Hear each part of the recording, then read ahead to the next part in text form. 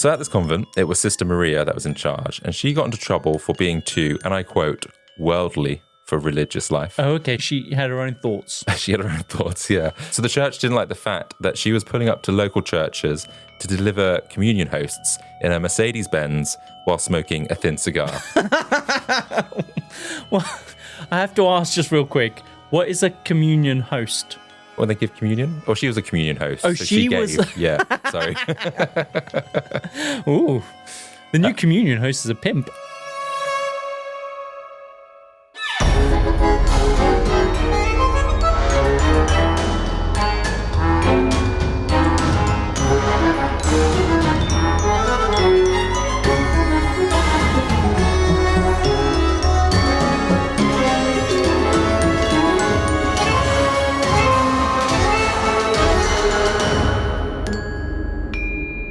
Welcome to the Compendium, an assembly of fascinating and intriguing things.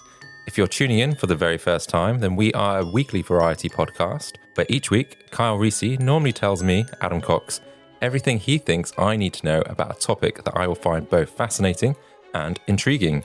We cover stories from darker corners of true crime, historical events, and incredible people. We will give you just enough information to stand your ground at any social gathering. But today, I'm back in the driving seat. I'm your host, Adam Cox. And I'm your co-host, Kyle Reese.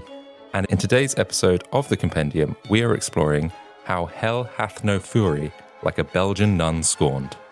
Hell hath no fury like a Belgian nun scorned. Yeah. Are we talking about nuns today? We're talking about nuns. Are we going to the Catholic Church? We are, yeah. We're talking about a group of nuns in Belgium that did some interesting but funny stuff. Oh my God. This is a mainstream story, is it? It is. We're diving into a tale that sounds like it is straight out of a 90s comedy heist movie, but it's all true, I assure you. The year is 1990, and it was a pretty significant year. NASA launched the Hubble Space Telescope. The Baltic states declared independence from the Soviet Union. Nelson Mandela was released from prison after 27 years. Demolition of the Berlin Wall had started, and just as impressive as all those things, it's also the year that 8 nuns in a Belgian convent decided it's time to shake things up and go on the run. What? Yeah. A run from where? Were they imprisoned? Well, they're on the run from the church. Scandalous. Yes. Did they drink too much communion wine? Is that what it was? Well, they had been dedicating their lives to God for all those years and the church, following the rules, being good nuns, as good nuns should do. And they decide to do something so unexpected that they sell a bunch of valuable items, including the convent itself. And do you mean they stole from the church? Well, you know, potato. And what they do with that money, like anyone that comes into a bit of cash, they go on a good old-fashioned shopping spree. Wow. And one of those things is a castle in the south of France. Really? Yeah. Oh my God, this is a ride of a lifetime. Yeah, it should be a fun one, this one. Let's do it. But before we go into the details, of course, first things first. Time for all the latest things. This is the segment of our show where we catch up on all the week's happenings and share a quick tidbit, strange fact, or laugh at a bit of weird news from the past week. So, Adam, baby names. I, for one, am really glad because I was looking through the list of baby names for 2024 and I was really relieved to see that some old classics, some normal names were coming back into popularity, like Lizzie, Noah, Steve, Oliver, Bruce. I hear actually that Gary was a dying name. Little baby Gary. Yeah, little baby. It's very much a late 30s to early 40s name. It needs to die. But God, do you remember like early 2020s? It was a real trend for people to come up with some really unusual, interesting names. Either the spelling or kind of an unusual take on a name. Yeah. So like, for example, someone might say, oh, this is baby Tiffany, but they've spelt it TIPHPH-II-INN-IIE. If that spells Tiffany, sure. But it got me thinking, what other words could we use for some baby names that would be perfect if only we just didn't realize the meaning of the word? Oh, no. Okay. So try your hardest to just focus on the sound of the word rather than the meaning of it. Okay. And you'll begin to see that actually they make really great names if it wasn't for the meaning. I'm worried, but Okay. Name number 1. Asthma. Asthma. Asthma. What do you think? Yeah, I guess so. Maybe AZMA, asthma. Yeah, exactly. See, if you change the spelling, it makes it a great name. Blinker. Blinker. Hey, Blinker. That reminds you of Blanca from Street Fighter. Yeah, okay. Yes, it does. So it's a great name, right? Yeah. If you didn't know the meaning of it, great name. This is my favorite. Rosacea. Rosacea. That, I don't know. Is that a word? Rosacea is like a condition that you have where you get like really red skin, or you can see like some veins popping out on your skin and gives you a red complexion. Some people confuse it with like alcoholism. Right. Okay. Or gout. But it's rosacea. To be honest, I don't reckon most people know about rosacea, so I think you could get away with that one. Okay, what about this one? Calorie. Hey, Calorie. It's a lot like Mallory, so yeah, I can see that one. Yeah, it sounds like a great name. Then we have Raby. No, you can't. Hey, little baby Raby. No. No way! Oh, my sugar's exposed! You cannot call a baby Raby. But if you don't know the meaning of the word, Raby sounds great. Raby. Okay, yeah. Feta. With a PH. Yes. Like the cheese? No, with a PH. Yeah, with a PH. Great, right? And my personal favourite, felony. Felony. Yeah, I quite like felony. Yeah, because it's quite close to Melanie, so why not just like felony? It sounds musical. I like that. It does, yeah. So yeah, I just got me thinking about what names would be great if you could use them if they weren't off limits. But these words are like off limits, really. Yeah, and It's I a guess shame. if you guys have heard of a baby with a weird name, write in. Right in. Actually, I did hear about another one. This woman was working as a cashier, and this woman came up to check out, and she was like, "Oh, you got such a beautiful baby. Oh, she's so cute. What's her name?" And she went, "Cuntley." And she was like, "Excuse me?" Yeah, a lot of people don't like it, but we really liked it, so we just thought we were going to go with it. And I'm like, is the C word not that well known in America for her to get away with calling her daughter cunty? Because if this was Australia or the UK, that'd be a no-no, right? No. Yeah. But they had that word there. They know surely what it means. They do know what it means. They don't say it very often. They don't say as much as we say it. No, we like a good old that. But how are they spelling it? Is they spelling it exactly how I'm thinking it's spelled? No idea how they're spelling it. I can just go on what she said. But can you imagine calling your daughter cunty? I don't know how many times we can actually say that. Hey, it's a name. We're not actually saying the word. Okay. Yeah, all right. Moving on. So what have you got for us today? What I've got is kind of following on from one of the episodes we've done last year on the Loch Ness Monster. NASA has been urged to help in a new search to find Nessie. Okay, interesting. So after our episode, I thought it's a whole big hoax. Yeah, Hoax. exactly. Did they not listen to our episode? Well, that's what I thought. Why didn't they? We should send it to them. We should do. But apparently, between the 30th of May and the 2nd of June, which is coming up, Yeah. they're doing another search for the Loch Ness Monster And because how? people still think it's out there. Yeah. People do. People haven't heard our episode. That's why. But People don't know about the deathbed confession. Exactly. But the thing is, I think people recognize that the photo that we talked about and Marmaduke, that is fake. But they still think that the Loch Ness Monster exists. So But based on what? there's still sightings, supposedly, of this. And I've always said it's like a prehistoric or some sort of dinosaur that's living in the lake. And I think it's like Scotland's second biggest loch or something. So it's pretty deep. It's like over 200 meters. It's one of the deepest, isn't it? Yeah. And It's a huge amount of water. and so they think there's still something living there that they haven't found. And the Loch Ness Centre has urged the space agency NASA to lend its expertise in a fresh hunt for the legendary creature. And last year, one of the biggest searchers of Loch Ness in the Highlands concluded with a hydrophone capturing loud underwater noises and several potential sightings. Of what, though? This is it. Could be anything. Yeah, but they still suspect that there's something out there that's unknown. But the thing is, though, the Loch Ness Monster, they think is a plesiosaur. And a plesiosaur lived during the Pleistocene era, which was millions and millions of years ago. It wasn't not even 20,000 years ago. That part of the world and that lake was completely covered in ice. In fact, it was the last ice age that made that lake through its scoring and the glacier sliding across the ground that forged that lake. Unless something survived hundreds of millions of years in a different lake elsewhere in the world and then someone plopped it into that lake after the ice age, I don't see how it could be a plesiosaur living in there. I don't know, and I'm not sure I believe it either. But And I'm shocked that someone like NASA would believe it. they haven't said yes yet. No, they're not going to say yes. But like, we're busy with space stuff. But supposedly there's been 1,056 sightings recorded since, I think, 1934, when the official Loch Ness Monster Register began. So yeah, people are still out there. So I don't know, in the next couple of weeks, we'll find out if NASA did get involved and if Nessie is out there. She's not out there, Adam. It's a big old fat hoax. But hey, it'd be interesting to see what people do. I like watching people just chase their tails. Yeah. Especially when it's supposed to be big, credible people like NASA. I hope they do get involved. That would be good. That suggests that there is something. But I just thought it was really funny that we covered this story and yet people still believe there's something there. Yeah, we are the complete authority, right? We send out an episode and we expect the whole world to have listened to it and to believe it. Yeah, we're up there with the Oxford English Dictionary. Yeah. What's your sources? The Compendium podcast, Kyle and Adam, obviously. Soon this will be real. I think that's all the latest things.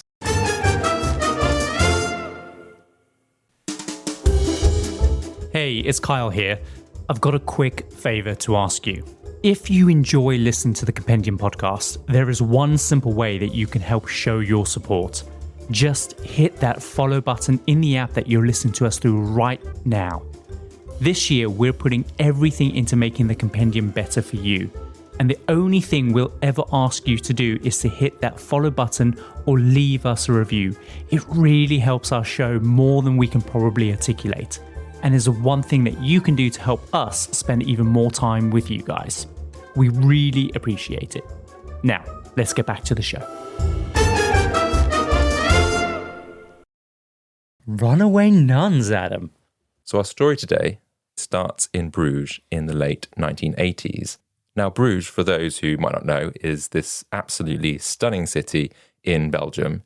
And it's like a postcard. Cobblestone streets, picturesque canals, and buildings that have been standing for centuries. Have we been there? We have been there. You Have remember? we? Yeah, that's where you got Stephanie the skull. Oh, yes. So Stephanie is like some kind of bull head Yeah. skull that we found with giant horns. Giant horns, you found it, you bought it, and then we had to somehow take it back to the UK through like customs. And we're like, how are we going to get this through? Because those horns were weapons. They were huge, weren't they? You could use them to, I don't know, hurt someone. Impale someone. Yeah. But we got them through security, no problem. We did. And now she hangs in our bedroom. So she is now completely painted black. She has no horns and she has a crown of red roses over her head. I think she looks great. She looks good. What a find. What a find. But anyway, carry on. So Bruges has these ancient buildings, and one of them was a convent, which dates all the way back to the 1500s. Now, this wasn't just any convent, though. It was home to a group of nuns from the Order of Saint Clare, or as they're more commonly known as the Poor Clares.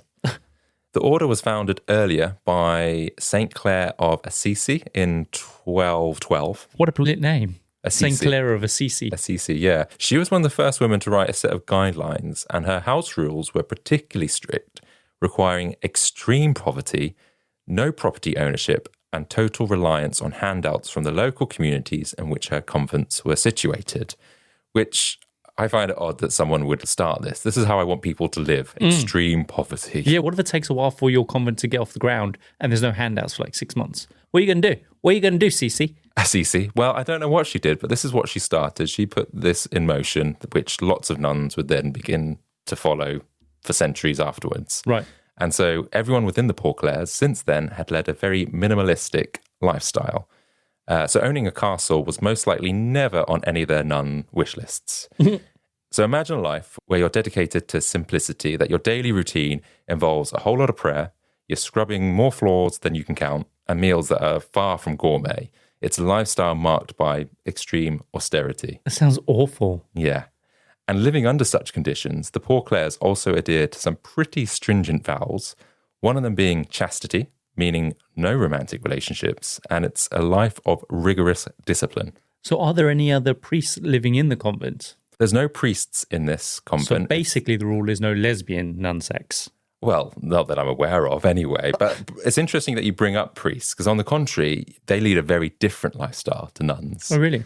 So many folks believe that religious leaders, such as Catholic priests, take a vow of poverty, but actually they do not. Diocesan priests don't even make vows, they just make promises of chastity and obedience. Isn't that the same thing? A promise and a vow? Well, apparently they're different, is what I read. I think they're the same thing. So they make promises which they can break, whereas a vow you can't break. But what about an unbreakable vow? Well, because like an unbreakable vow is a vow that you can't break, but a vow you can break. Well, they make... What? I don't know, but priests basically seem to get it easier than monks or nuns. Of course. I mean, they're probably like white, straight, well, questionable. They're probably white men, so of course everything's easier for them, isn't it? Exactly. And, they seem to retain some of the wealth of the church, while you've got these nuns that don't have a lot, relying on handouts. And then you got priests in probably, I don't know, designer Gucci robes or something. Shit. No sex, no alcohol. They have nothing. They just got to scrub floors all day. And do a lot of prayer. To some kind of straight white man. Of course they're going to rebel. Why men were allowed something better, but then this woman came up with these rules in the first place. So we've got to blame Clara of Assisi. Yeah, that's true. So you're saying that she didn't need to come up with these rules? Well, I didn't dig into her life story, but she came with them. I see, okay. The lifestyle of the Poor Clares is also one of extreme seclusion from the world. So outside their convent, they don't really leave it, to be honest. And they live by a rule that strictly prohibits personal ownership, and anything that they must rely on is solely from these donations. Mm-hmm. So the concept of working for personal gain is also off limits. There's no way for them to kind of get any luxuries and things like that. And so this was a way of life that, understandably, doesn't exactly appeal to the masses.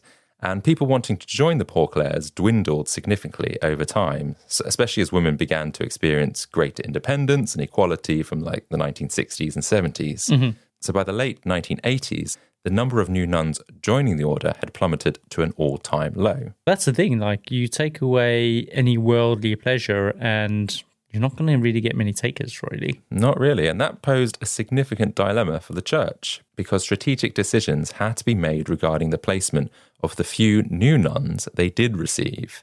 And it was a delicate balancing act determining which convents would be getting new members to ensure their survival and which ones would inevitably face decline.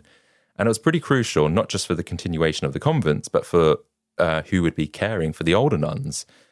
Because if you didn't have a new young nun coming in and all you've got is a bunch of OAPs, who's going to look after them when they have a fall? Sure, no, I get it. Fall. That's the thing. When you get older, you stop falling and you have falls. Have a fall. And the thing is, if they're all 80, a fellow 80-year-old is not going to pick up another 80-year-old. I mean, by the sounds of it, with as much as they're working, I doubt they're even getting to 80. They're probably like 45 and they're like, oh, my back. Oh. Yeah, and the thing is, these nuns didn't have a spouse or a family to rely on easily. So they had to rely on each other to get them through their golden years. Sure. One of the sisters at the convent was a lady called Sister Anna. She was the Mother Superior.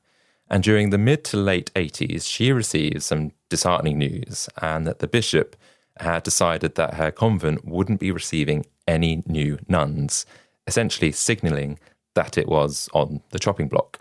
And this news didn't really sit well with Sister Anna, especially considering the state of her convent and everything that she had done. There's only 8 nuns remaining, and Sister Anna was actually the youngest at 61. And the situation was pretty bad because the oldest, Sister Agnes, she was 93. She faced significant health challenges, being deaf, blind, and immobile. Shit. So you can only imagine the kind of pressure Sister Anna was feeling, how she was going to be able to look after all these nuns, and especially if she's the youngest, it's going to be on her. And with no one coming in to replace her, then, what's going to happen when she needs help? Sure, this is a classic survival story, man. It is another. We like a survival story. We do. So she must have felt pretty betrayed by the church after all she had given. And so the church authorities later did argue that there was simply not enough young women joining the sisterhood to maintain the convent, and that although the inhabitants of that convent were old, they could have lived there for as many years as they would have liked, and they could have moved on. But what would happen is once they had moved on, then the church would take back all the valuable items and the convent itself, and they would keep it. I see. And so the sisters maybe suspected that's what would happen, but they weren't happy with the fact that the church would get back all those goods if they're the ones that are looking after these relics and paintings and things like that. And so for them, they were like, well, actually, do we not have a say in any of this? So Sister Anna knew her options were limited, and moving to another convent was possible, but the thought of leaving her home, her sisters, and the life that she had in Bruges was far from ideal. Also, when she joined the church, she had to give up all her personal belongings and any inheritance she received from her family over the years. And the rules were pretty clear and strict on this, that she wasn't to own anything. So she'd given everything up, and then they say, yeah, sorry, we don't have a place for you anymore. You've got to move on. And she doesn't get her shit back. Yeah, you can imagine she being pissed at this, right? Yeah. Poor Sister Anna. So she's frustrated, and she does build a relationship with the convent's groundskeeper, who was 35 years old at the time. The groundskeeper Willie. No, his name's called Robbie Crabbe. So groundskeeper Willie. That sounds like a very Scottish name. I don't think he was Scottish. I don't know what his nationality was. Robbie McCrabtree. Ronnie Crabbe. It's groundkeeper's Willie's cousin. Okay, fine. So she confided in him what was happening and asked him for some advice or some suggestions on what she could do with her sisters. And Ronnie proved to be quite the resource, and he certainly thought outside the box. He didn't just offer advice and maybe like sell some items. He helped Sister Anna engage with the modern world, from setting up a bank account to even introducing her to the idea of investing in racehorses and even owning a farm. Oh, slippery slope, man. Bank account, then the next thing you're gambling, and she's like, I like this. Well, the thing is, Ronnie was actually all in on helping Sister Anna find a way to kind of improve her life. Yeah, because he's like, do you know what?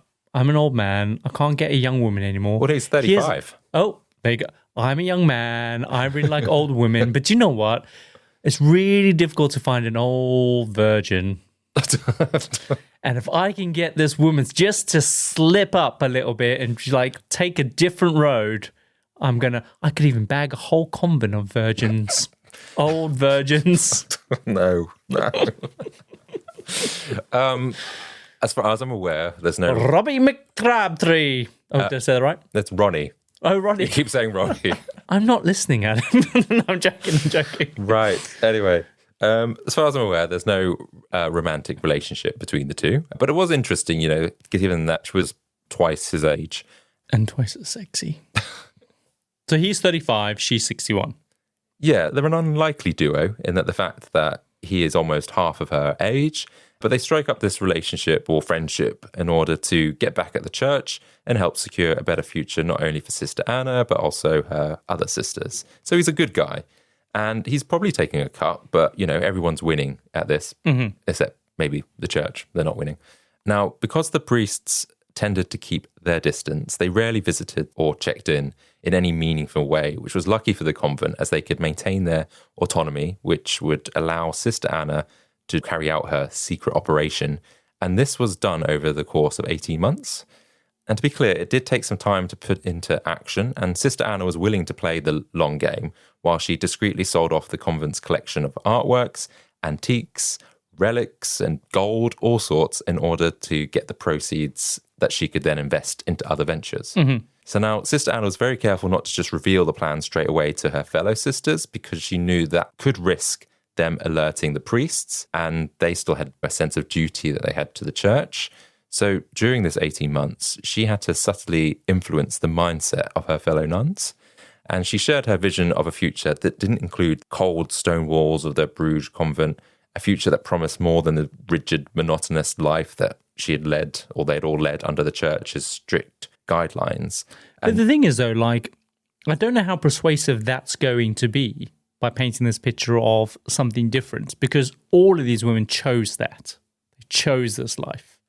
I think they chose that life, but I think the fact that they're now being forgotten about is why they're like, okay, we need to do something about it. We can't rely on just the church anymore. That's the persuasive thing for me, though, is the betrayal. Like, you've chosen this, you've given up all these things, and now you've been betrayed, or you've been forgot about, you've been sidelined, and no one's looking after you anymore. I think for them, it's about gaining control and having some influence on their future, their destiny. Sure, interesting. So she tapped into this sort of shared sense of injustice amongst the nuns, and all of whom had endured these harsh winters in a building that never was meant for comfort. So the idea of this warm, comfortable retirement wasn't just appealing, it felt like a deserved reward for their years of service. And so with this shared sense of purpose, the nuns rallied behind Sister Anna's plan, with the exception of one of the sisters, Sister Clara, who does alert the church about some of the stuff that Sister Anna is up to. And she tries to suggest that Ronnie Crabbe is the man that's to blame, not just Sister Anna. But more on that later. We'll come back to Sister Clara. So Sister Anna, having laid the groundwork and secured the unanimous support of her nuns, she finds a location for a new beginning, and that is this majestic castle in the sunny and warmer climate of the south of France. And she announces her intention to place down a deposit on their future home from some of the sales and investments she had been making. Mm-hmm. Some describe this new castle as somewhat run down, but a castle all the same. But to secure the castle, there is one thing that they do have to work around. And so Sister Anna has discovered a legal loophole that would allow the ambitious plan to go ahead. Now, I don't know too much about legal jargon, but the convent operated as an independent non-profit. And so this status meant it had bylaws that could be amended by its members. Mm-hmm. So in this case, the nuns. And by reaching a unanimous decision, they altered these bylaws to permit the sale of the convent and the use of the money they make from the sale themselves, bypassing the need for Vatican approval. So what they're able to do is, because they all have a say in it, if they all agree mutually to this decision, they can basically choose what happens to that convent. Okay, so smart. Yeah. Exactly. And I think the Vatican had no idea that they suspected that these nuns would ever do that. And so they probably never thought... What? Women thinking for themselves?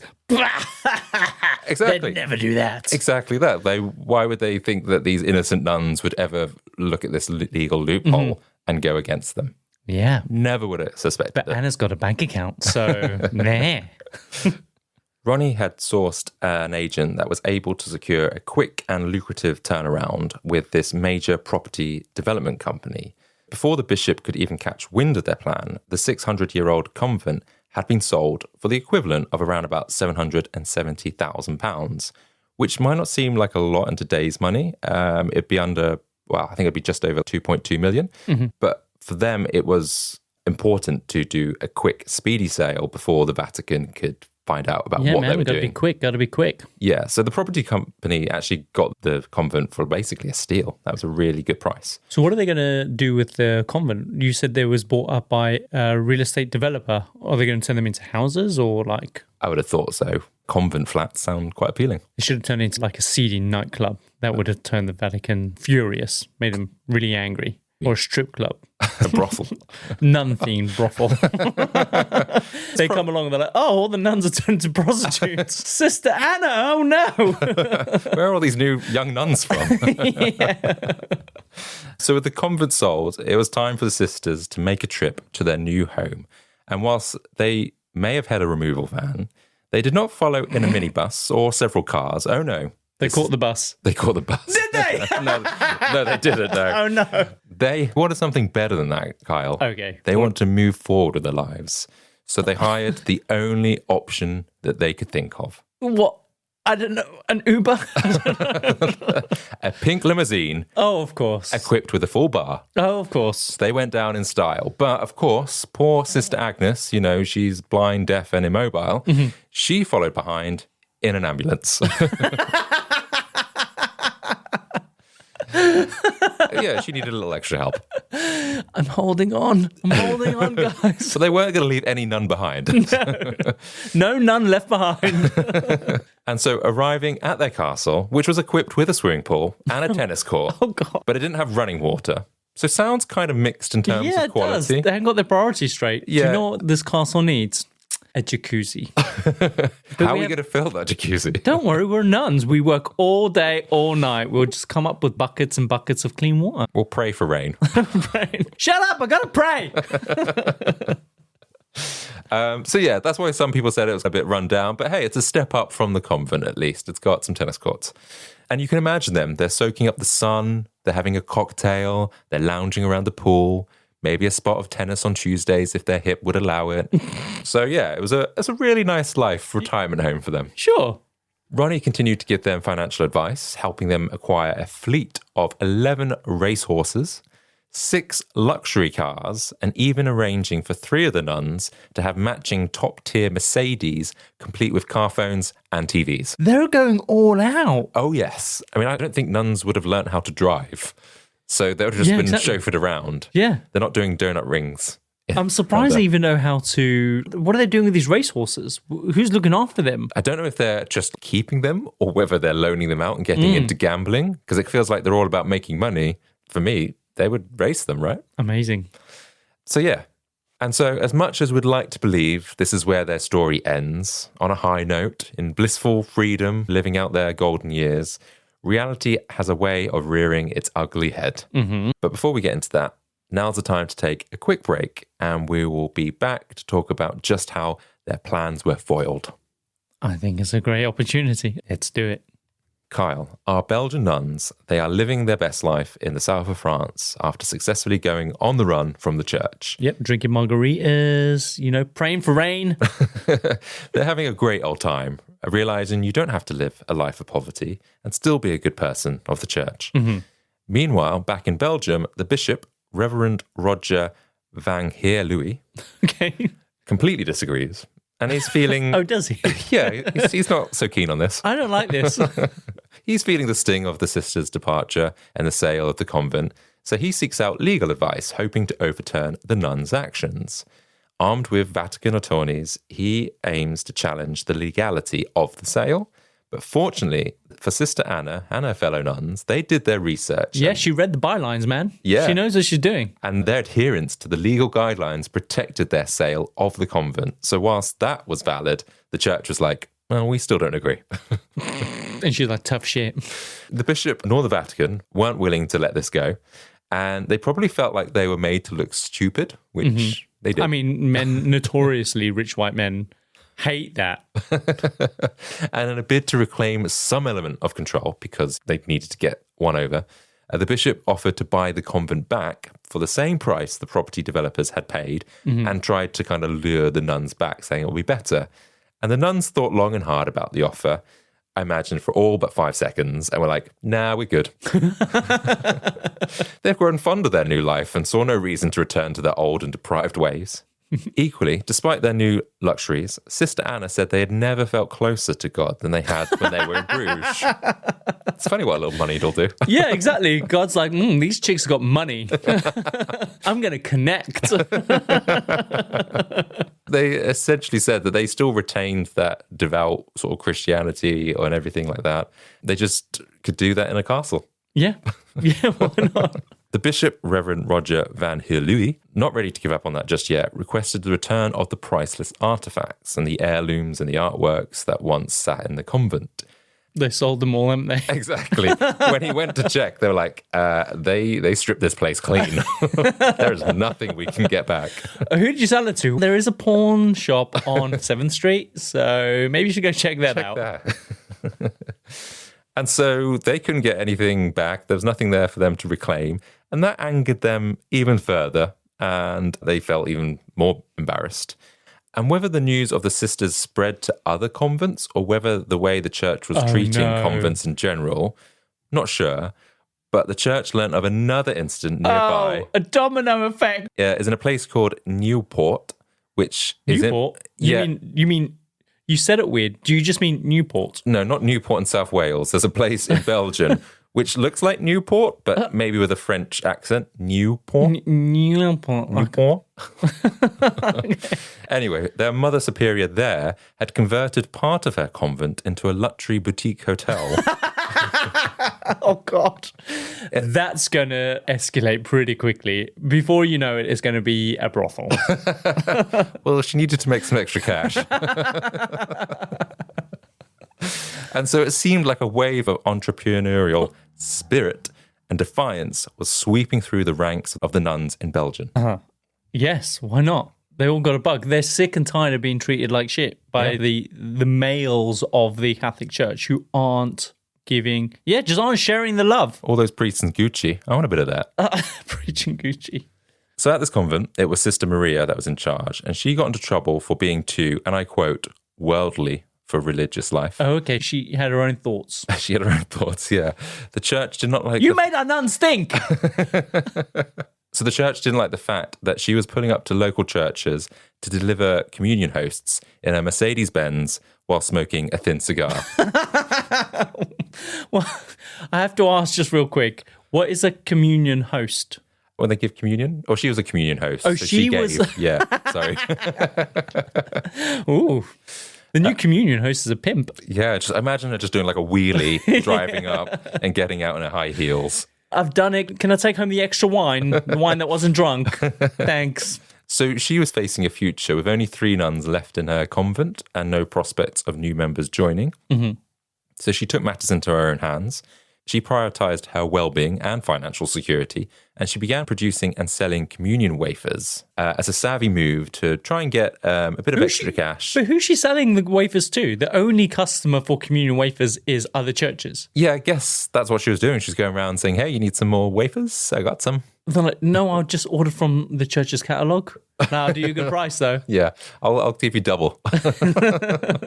And not stopping there, Sister Maria expanded her entrepreneurial efforts by making guest appearances at various events and functions, a bit like a local celebrity on the party circuit. Who's going to want her? Like, do you know what, guys? Great club opening.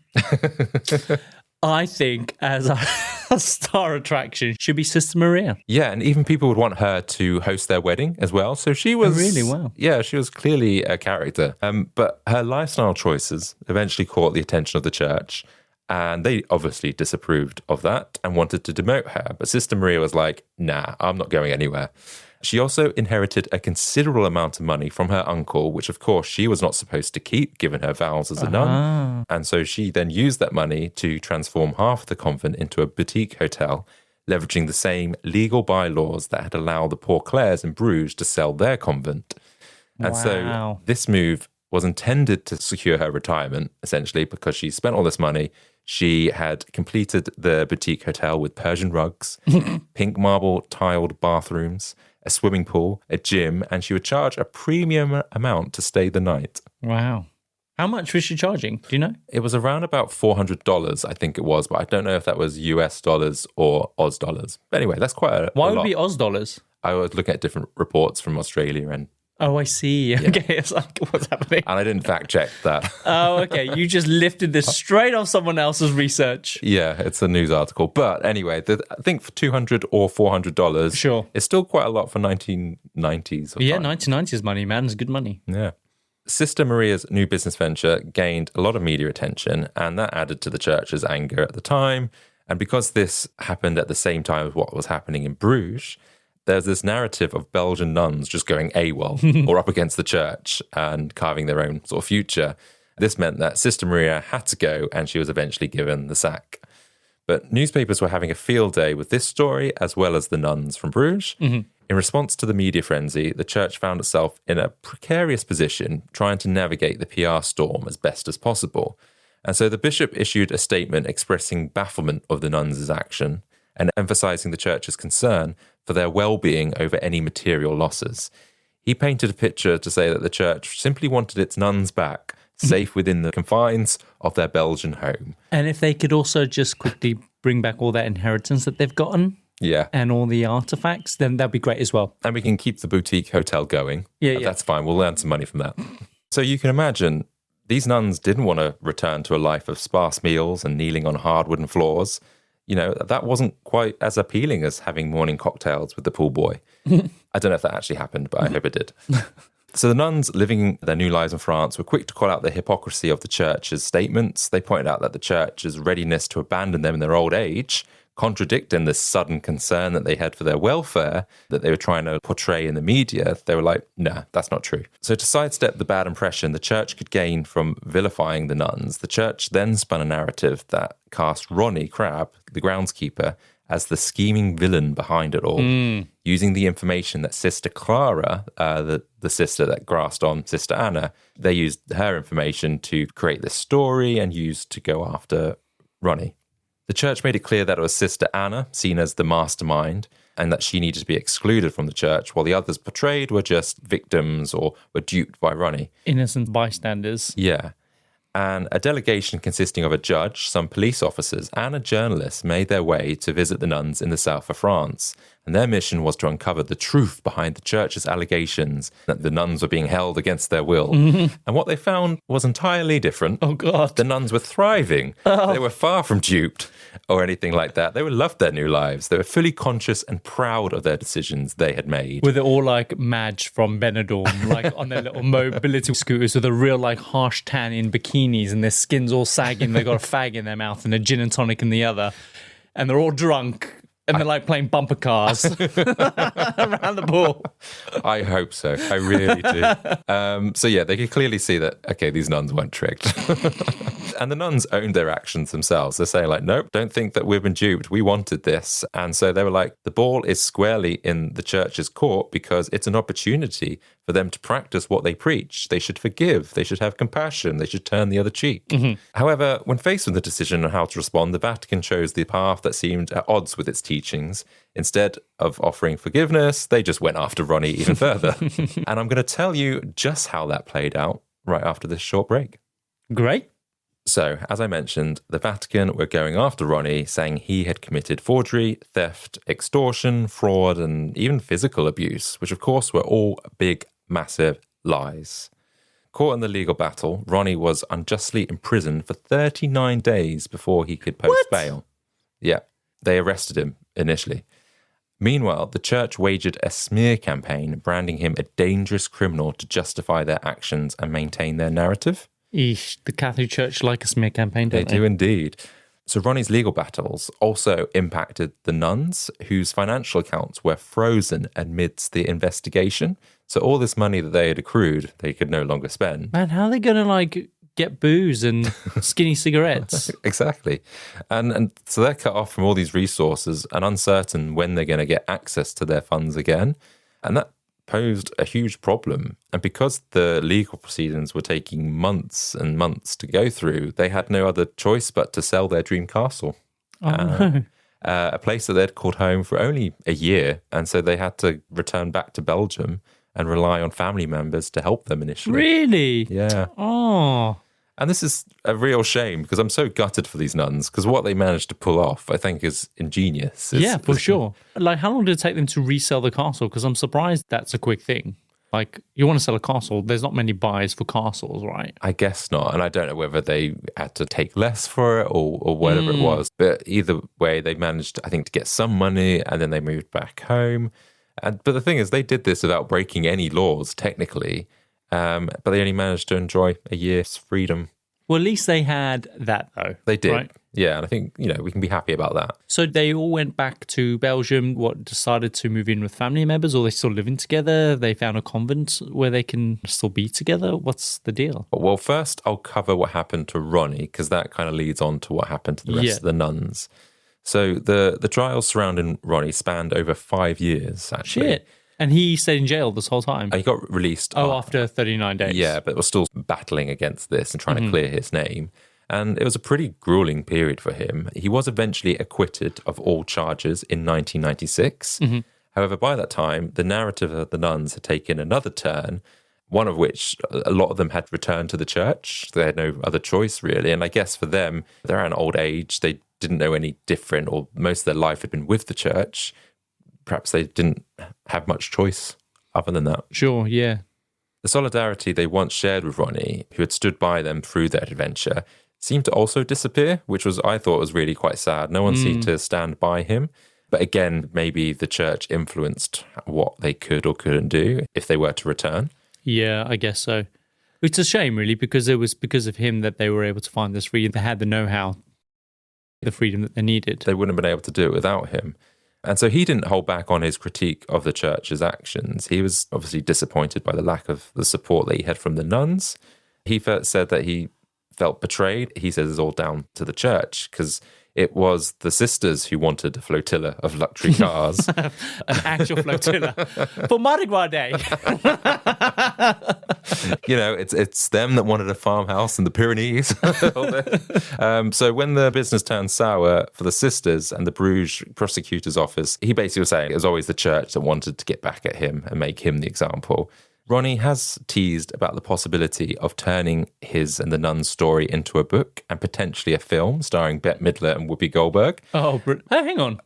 But that didn't come to fruition. Oh, okay. But Whoopi Goldberg was in Sister Act. Yeah. Yes. And you'd think, was this story inspired? Or did this inspire Sister Act? But apparently there is no news on that.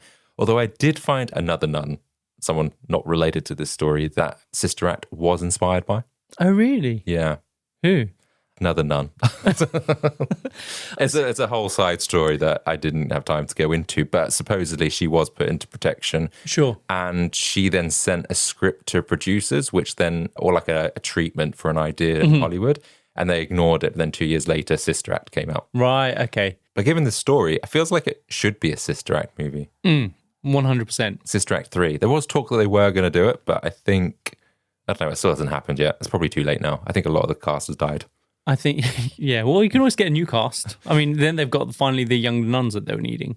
But it could be like Sister Act 3. So in a final surprising twist, before Ronnie disappeared from the public eye for good, he did lead the public with a provocative claim about the personal lives of the nuns. Oh no, he fucked them all. I'm not saying that. He said that there was a lesbian love triangle within the convent. I love a lesbian triangle. And that Sister Clara was, the one that dobbed in Sister Anna, was actually dating Mother Superior Sister Anna and was dumped by Anna for someone else. So she dobbed her into the church. Really? Yeah. Scandalous. She was a jealous lover. Yeah. Yeah. I mean, when there's no men around and you don't have many options and you just spend all your time with other women, people want that connection. So there's no surprise that they fell in love. There's nothing to confirm this, to be fair. This all came from Ronnie. And so we don't know if it was a jilted lover as the reason this all came crashing down. But it's interesting that Ronnie did come out with this. Yeah. Ronnie does say the nuns were given a new home, and with their living expenses under control of the church again, the nuns were effectively prisoners again. Worse still, they had to accept a representative of the bishop on the board of the trustees of their new home, who Ronnie implied was a spy for the authorities placed there to keep those naughty nuns in check. Of course. Couldn't let this happen again. The Bishop of Bruges did get some kind of comeuppance. He was discredited, but not as much as he should have been. In 2010, he was aged 73 at that point, and Roger van Heerlouis became the first European bishop to resign due to child abuse allegations. Of course. Do you know what? I was literally going to say, do you know what? If you want to get back at him, just look into his past. Yeah. I'm sure you will find some kind of misappropriation of young people. It transpired that the Belgium's longest-serving bishop had abused his own nephew over a period of 13 years. Oh, shit. And he was forced to resign because a friend of the nephew threatened to make the abuse public. He did acknowledge that he had, I hate this word, molested a boy in his close entourage, which is, I'm guessing is him admitting. What word don't you like? Entourage. You mean molest? What's wrong with molest? It's a horrible word. What's the better word? It is what it is, but it's not a nice word. Okay. It doesn't sound nice. It doesn't have nice meaning. No, but he shouldn't be like, oh, let's make it a better word. Like, what's the better word for it? Well, I'm just curious to know. Would you say, I don't know. He followed with his nephew. That's a bad word. Yeah. In this context. Yeah. As the case unfolded, it became apparent that the church officials had warned about Van Heerlouis' abuse 25 years previously, but had taken no action and attempted to cover up the scandal. Oh my God, it happened. You hear about this all the time where it's been reported a bunch of times. People know of it. People are aware, but they just brush it under the rug. And the thing is, though, in Belgian law at the time, a sexual abuse victim could only lodge a criminal complaint up to 10 years after turning 18. Oh. And the victim in Van Heerlouis' case was 40 at the time that this came out. But because it came out so long after him being 18, i.e. greater than 10 years, the case was too old to basically charge the bishop with. I mean, like, even if he can't be charged with it, it's still, it being public knowledge is probably enough, right? Because it's just going to be shunned by... Well, he was forced to leave the church, take that resignation. And the Archbishop of Brussels made a public statement that Van Heerlouis' resignation marked an end to all these cover-ups. But within 2 months of that statement, more than 500 people, mostly men, claimed they had been abused by the church. Why am I not surprised? And then the thing is, these are priests or whatever. You've got all the nuns locked away in a convent. One lesbian sex affair, and then with the men, there's 500 sexual abuse cases. It's just... At least with the nuns, it's consensual lesbianing. That is a verb, is it? Yeah, it's a new verb. It's just horrendous. It is horrendous, and that kind of angers me. That's what's allowed to go on, but the women can't go and buy a castle. I can't believe it's just so prevalent. It's just so strange, isn't it? That it's so prevalent. Yeah, but let's end on the nuns. Okay. So Sister Agnes, she passes away. She's 93, so I don't think it would take much. You said that so positively, and then you go, so let's end with the nuns. Yeah, so Sister Agnes, she dead. What's that about? Okay, well, yeah, she's dead. But I don't know what happened to the other nuns. But the point the last bit's fun. So let's end on what we know, just one of the nuns. Don't know what happened to the rest. Hang on, I'm getting to the last bit. Okay, the nice bit. There you go. The nice bit, okay. So for Sister Anna, she does rekindle her friendship with Sister Clara, both having left the church. And she goes to join Sister Clara in a little farmhouse by a stream in Ardennes in France. And they get to enjoy their golden years together, perhaps as friends, or maybe as girlfriends. I'd like to think as girlfriends. Yeah. Yeah. And so that is the story of how the poor Clare sisters jacked in the church and went on the run to the south of France. I love it. I love it. This is a beautiful survival lesbian story. Really. Underneath it all. Yeah. When you find someone that you love more than anything in the world, you will do whatever it takes to get your little farmhouse in France. And so long as your lover hasn't pissed you off and gone off with someone else, that can happen. Brilliant. I can't believe this isn't a film. Yeah, it really should be. Apparently there was a Belgian TV show, which I read about, but I couldn't find the name of. Apparently it was reviewed pretty badly. I have a brilliant name for it, though, if they're going to make a TV show of it. Go on. The Last of the Communion Wine. As in like Last of the Summer Wine? Yeah. That'd be brilliant. Yeah, it would be. Well, should we run the outro? Yeah, let's do it. And so we come to the end of another episode of the Compendium, an assembly of fascinating and intriguing things. If you found today's episode both fascinating and intriguing, then please subscribe and leave us a review. And don't just stop there, schedule your episodes to download automatically. Doing this not only ensures you're always in the loop, but also boosts our visibility, helping us to serve you even more captivating tales straight to your ears. You can follow us on Instagram at The Compendium Podcast or visit our home on the web at thecompendiumpodcast.com. We release new episodes every Tuesday, and so until then, remember, from Bruges' cold stones to sunny French chateaus, the pursuit of a better life can turn the unimaginable into reality. Aw, that's nice. Until next week, see ya. See you later. Sorry, I thought you were going to do see ya. Oh, I see. No, I don't. We don't finish each other's sandwiches.